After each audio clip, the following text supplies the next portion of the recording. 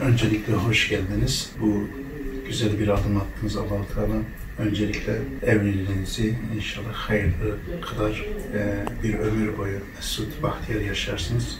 Düğününüzde çok güzel bir karar aldınız. Özellikle son zamanlarda bu Filistin'deki olaylardan dolayı, Gazze'deki olaylardan dolayı böylesine örnek bir davranış sergileyerek oradaki kardeşlerimizin yanında olduğunuzu göstermeniz gerçekten de bizleri de duygulandırdı. Güzel bir davranış gösterdiniz.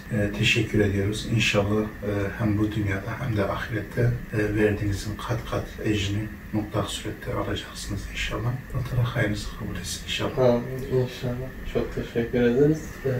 Biz bu Gazze'deki savaş başlamadan önce Filistin'deki kardeşlerimizi oradaki savaşta gördüğümüz sırada bizim düğünümüz önceden planlanmıştı. Biz de bu düğünde daha fazla nasıl bir katkıda bulunabiliriz oradaki kardeşlerimize diye düşünüyorduk eşimle. Vedatların yaptığı paylaşım üzerine sosyal medyadaki etkilendik ve böyle bir karar aldık. Umut Kervanı Vakfı aracılığıyla 150.000 lira cüzi bir miktarda da olsa Filistin'deki kardeşlerimizin yaralarını sarabileceğini düşünüyoruz. En azından yardımcı olabileceğini düşünüyoruz. Onun için böyle bir yardımda bulunmak istiyoruz.